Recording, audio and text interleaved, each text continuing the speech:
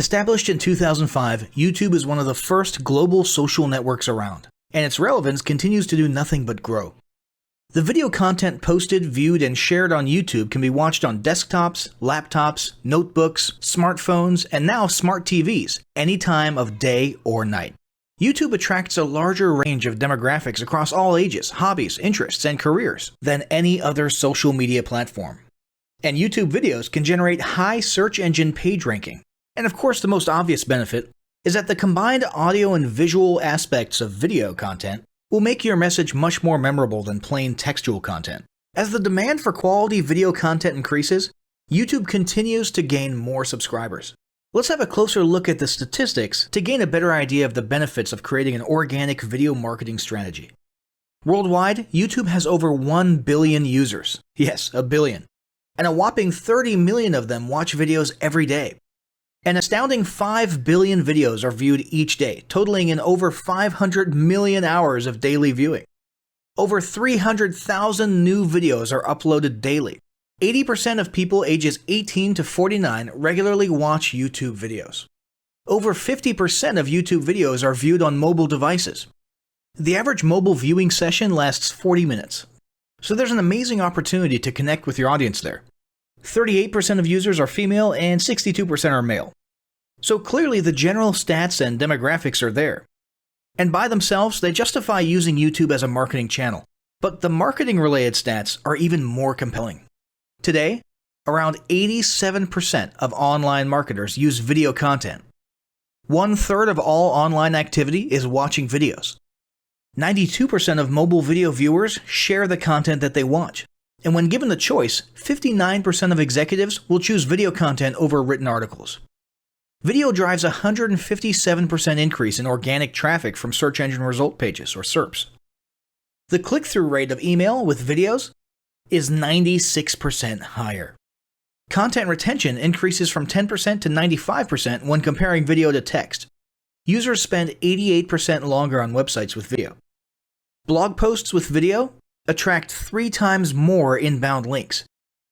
Adding video to ads increases engagement by 22%, and 85% of businesses have in-house staff who curate their video content, which shows you how important all your competitors think video marketing is. That pretty much settles it. You obviously need to be marketing on YouTube.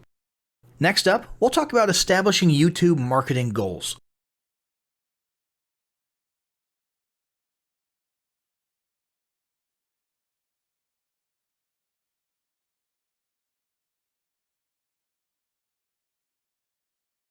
Establishing marketing goals is critical to the success of your YouTube marketing. Countless entrepreneurs and businesses have set up a YouTube presence, made a few posts, and then let it sit untouched for months or even years. This is usually due to a lack or an absence of goals. So, before you even begin establishing any sort of YouTube presence or strategy, you need to establish clear marketing goals. Your goals should be specific, measurable, and attainable. They can be long-term, short-term, or a mix of both. Deadlines and milestones can be helpful as well. I want to increase my social following would be an example of a bad goal that will likely result in your marketing efforts petering out for a while because there's no specific milestones. I want to gain 1,000 likes by Christmas is an example of a good goal. It's specific, measurable, and certainly attainable. Below are some examples of the various goal categories you might be interested in. First up, there's traffic to websites. And here we're talking about sales, leads, or just content marketing. Probably one of the most popular goals of YouTube marketing is to funnel your YouTube traffic back to your own web properties. After all, most businesses don't do business on YouTube per se. You're leveraging YouTube to obtain traffic and convert that YouTube traffic into brand followers, leads, prospects, and customers. So maybe your goal is to get people to a landing page with a free offer where they can subscribe to your list and become a lead. Maybe they're being sent to a sales page or an e-commerce store. Maybe you just want to do some content marketing, so you send them to your blog. Whatever the case, the end goal for a lot of businesses will likely be bringing YouTube traffic away from YouTube and over to their own web properties. Next up, there's social following, which we like to call YouTube as autoresponder. In this goal category, your aim is to build a large number of followers, and the reason we also refer to this as YouTube as autoresponder is because the main sought-after benefit here is to increase the number of people who will see your uploads in their feeds. In this sense, your YouTube posts become similar to sending out email broadcasts via your autoresponder. If you grow a large enough community, this can be very beneficial, and if your content is engaging enough to get a lot of traction in the form of likes, comments, subscribes, and shares, you can significantly increase the range of your organic reach into people's feeds. Next, there's passive presence. Some businesses might have purely passive goals. Simply being present and discoverable inside of YouTube is a benefit that has wider appeal and greater utility than you may think. In many cases, a company's YouTube presence might supersede or at least augment what was once the role of a blog, assuming most of your content can be conveyed in the form of videos or attached to videos. When people come across this content of yours and they look at your channel, they can see some basic info about your brand or business, and you can get some traffic to your website. The same approach can also be used for events, communities, and brands. After that, there's brand awareness.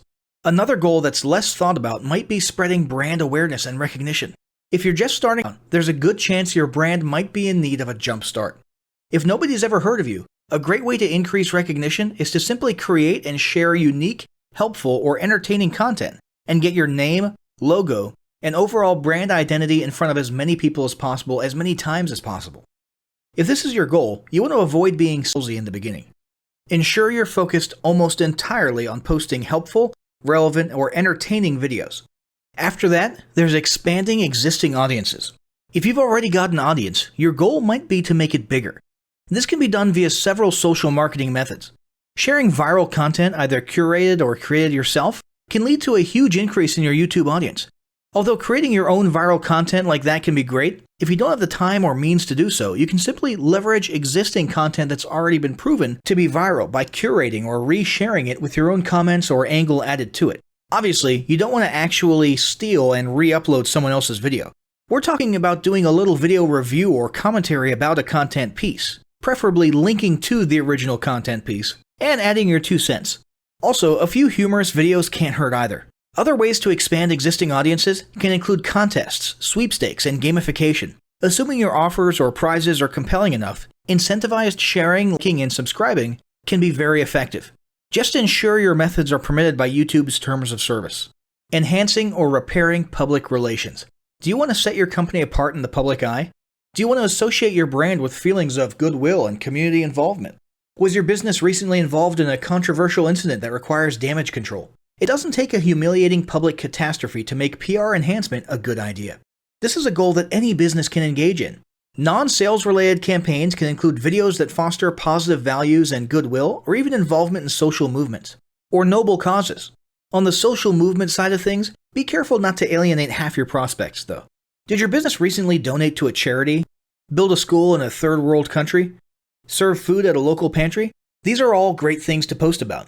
If not, then they don't necessarily need to be about things that you and your business participated in specifically. They can be content about general things, like a heartwarming video about helping the poor or caring for the elderly. Special holidays like Christmas, Thanksgiving, or Mother's Day also present opportunities to leverage emotions, foster goodwill, and enhance your PR. Next, there's market research. A hugely beneficial goal of YouTube marketing is market research. If you're just starting your business or going down a new path, YouTube can be an excellent place to learn more about your audience and your market. This can be done in a structured way with things like mentioning surveys and questionnaires at the end of your videos and linking to them in the description, or in a less structured way by simply engaging with your audience, commenting, asking questions, and so on. Also, lurking or conversing in YouTube channels or the comments of videos related to your industry can teach you a ton about what your customers want and who they are. Beyond that, you can monitor your competitors' accounts and posts to see what their customers like and what they're complaining about, so you can adjust your business accordingly. Creating your own channel, posting, and engaging in it is another great way to get a constant stream of market and audience data flowing into your business. Ultimately, your goal should be to come up with 1 or 2 ideal customer avatars that you can then base your marketing and product development on. All of the goals you've learned about in this section require some sort of presence on YouTube. Getting that presence started is what we're going to talk about next.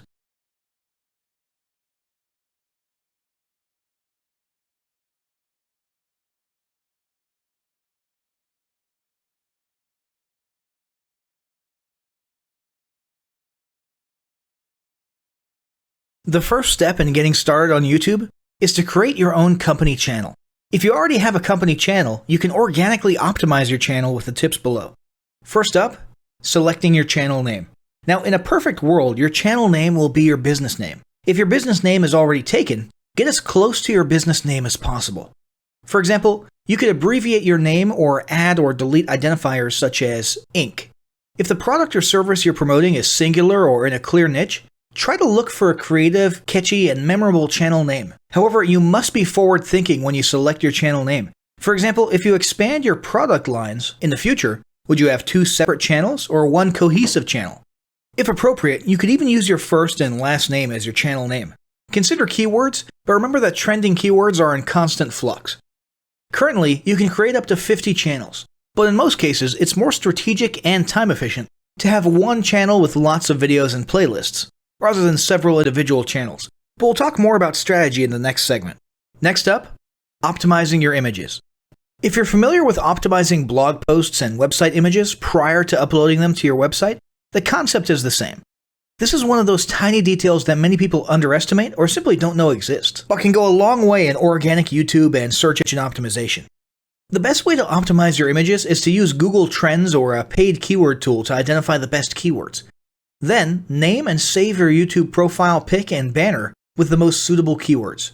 Even if you're using your company logo, you must first name and save it with your relevant keywords. Even if you maintain the same profile pic and banner, update them both with new keywords on a quarterly basis. Next, it's tempting to simply copy and paste the About section of your website in YouTube or your other online platforms, sales sites, and social media channels. However, it's important to write unique descriptions for each of your online descriptions. This minimizes the amount of duplicate online content, but it also ensures you have unique descriptions relevant to the purpose of each online profile. For example, your YouTube description should touch on the value you plan to add with your channel via videos, not just who your company is and what you do. Once you've written a few unique sentences or paragraphs, take the time to add the About section links to your website, other social platforms, and top trending news.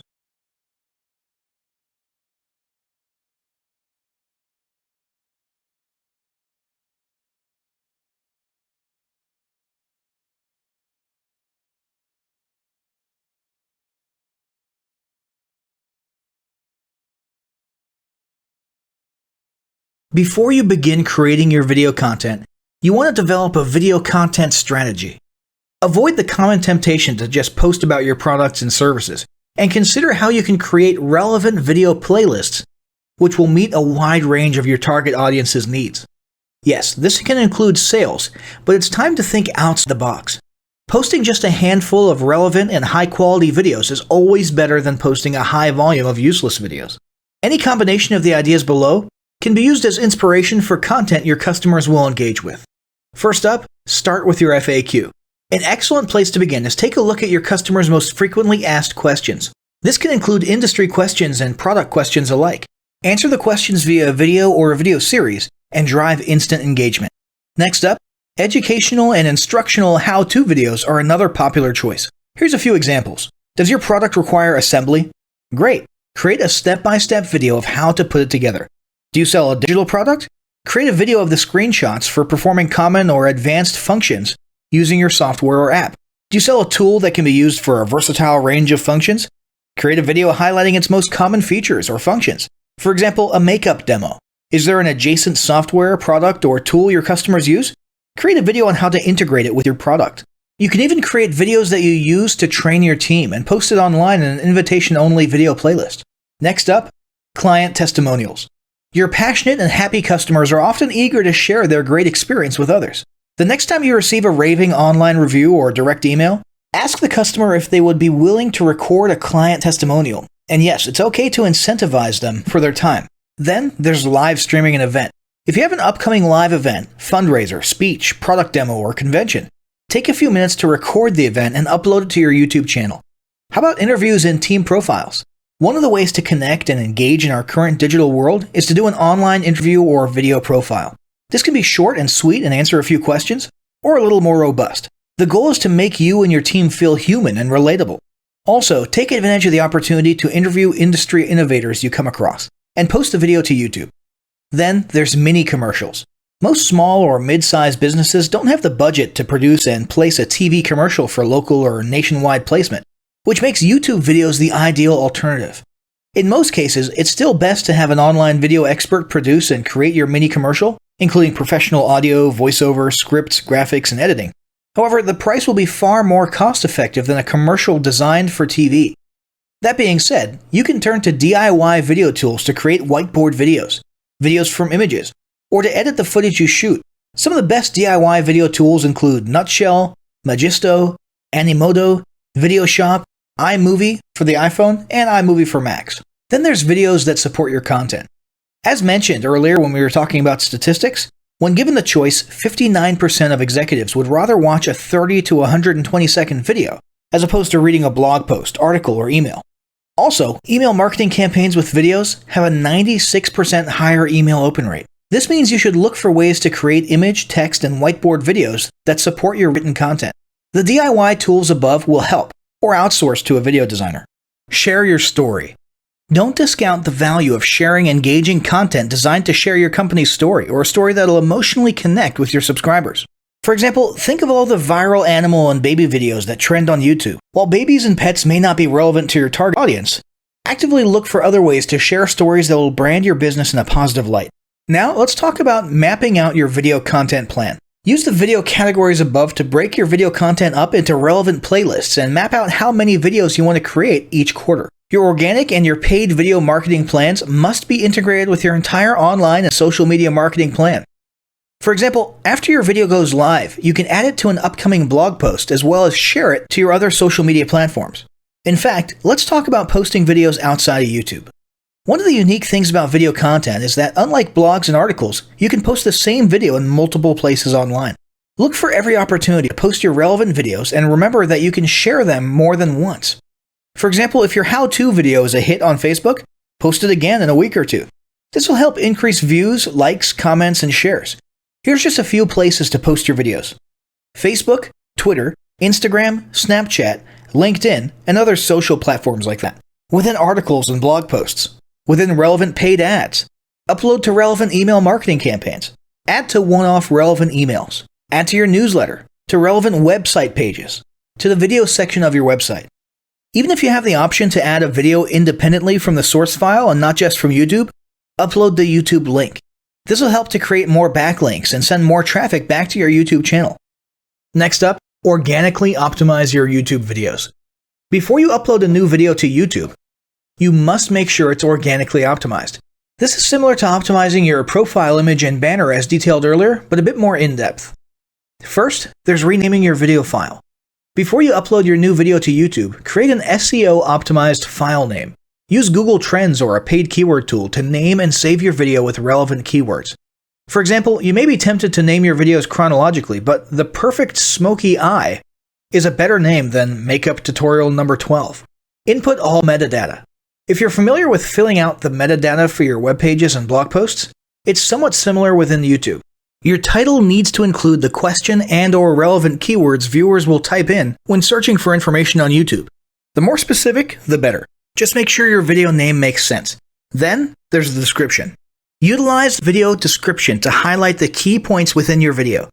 While the description can be up to 5,000 characters, the first 160 characters with spaces is all that populates in the search results. In other words, make sure there's a keyword or two in the first 160 characters, and don't forget to invite your viewers to subscribe to your channel. Captions and subtitles. Search engines can't crawl for videos, but they can crawl and index your captions and subtitles, so make sure they're SEO optimized. Don't forget to add links. You want to be sure to add relevant external links to your video description. While you certainly want to link back to your website, sales site, or other social media platforms, your organic performance may improve if you find quality links that are relevant to your videos. For example, link back to the official source of your statistics. Where many B2B and B2C marketers fail is in uploading videos to YouTube without organically optimizing their files and metadata, and without a plan for posting their video content elsewhere. With the strategic approach above and a steady stream of new videos, your subscription base and YouTube video community is sure to grow. Now, as great as all of this info is, it's not going to be of any use to you or your business if you don't apply what you've learned. So, roll up your sleeves and get ready to execute the steps in the following battle plan. Step 1. Spend an hour brainstorming your YouTube marketing goals. Step 2. Think about what kind of videos are most useful for your business or niche and develop a content plan. Step 3. Take 15 minutes to create and optimize a YouTube channel in accordance with what you learned in this guide. Step 4. Start recording and uploading the first videos you decided on in Step 2.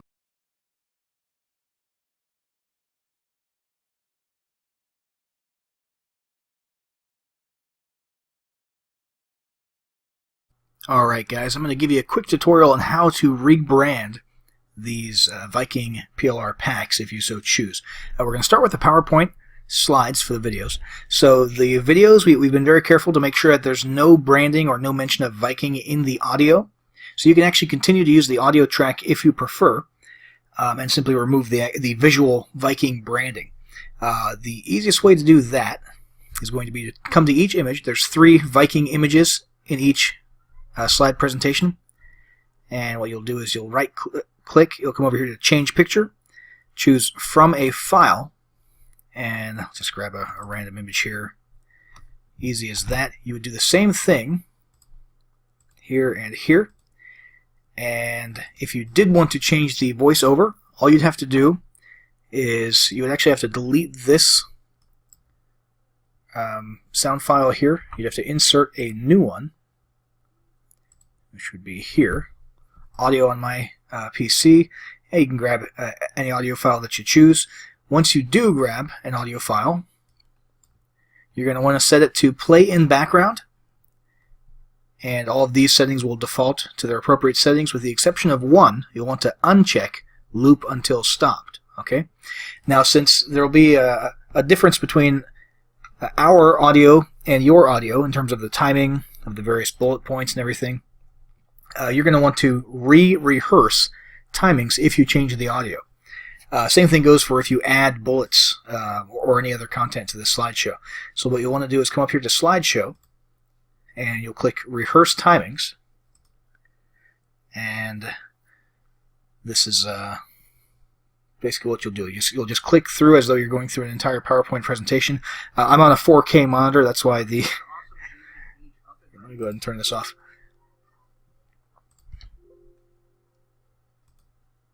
Yeah, sorry. So I was on a 4K monitor, so that's why it looked all zoomed in there. But basically, you would just proceed as though you were doing any other PowerPoint presentation and clicking at the right times in synchronization with your audio. And once you've done that, at the end there, when it says, do you want to save the timings, you hit yes. And from that point forward, when it renders a video, everything will be in sync. Okay, so we've covered how to change the images, remove all the Viking branding, how to change the audio. The last thing left to do in order to make these into a video would be to come over to File, and you're just going to come to Export, Create Video. Make sure this is set to use recorded timings and narrations. Those are the ones that you just set up. It should be set that way by default, and to choose your presentation quality. There's no reason not to do full HD these days. And create video, and that'll render, over the course of a few minutes, an MP4 video file of this presentation. And let's see if I missed anything here. Nope, I think that's about it for the PowerPoint slides. Let's move over to the the Viking bonus creation Word documents. So what I'm about to say applies to the reports as well as to the full ebooks. And really, it's actually very similar to PowerPoint, except for one thing I'll mention at the beginning is this background. It's here for stylistic reasons. It looks kind of cool and slick, but I understand a lot of people might not like that. So what you'll want to do, when you first open the document, everything will look kind of gray and hazy here. And that's because that background image is actually in the header. And it is, as far as Microsoft Word is concerned, it's layered in front of the text. So step 1 is going to be to double-click in the header area. Step 2, click one more time, and you're actually going to select this background image. Okay, you'll see these little dots up here in the corners and on the sides. That's how you can resize this. If you want to keep this background and you just want to get rid of it temporarily while you edit and change things so you can see it a little more clearly, that's all you do. You just drag it to the side, and then remember to drag it back over before you finally render or export your document. And if you want to just delete it, that's fine. Just hit delete, and you get rid of that. If you want to switch to a white background, we'll just come over to Design up here, Page Color, change the page color to white.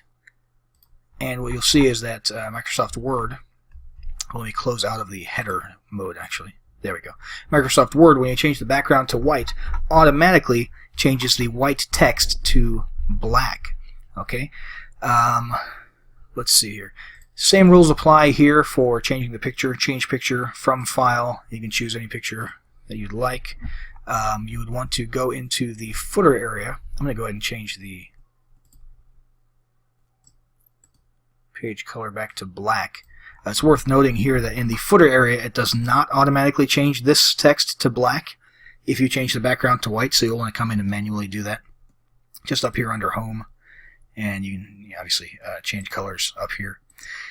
And you're going to want to come in here, obviously remove the Viking branding from this, replace this image, and look for any other references. There shouldn't be any other references to Viking branding with the exception of down here inside of the reports, where it actually recommends that your customers or your leads grab the ebook inside of each of the reports. But you can always just do Control F and look for the word Viking, see if there's any other Viking branding that we missed.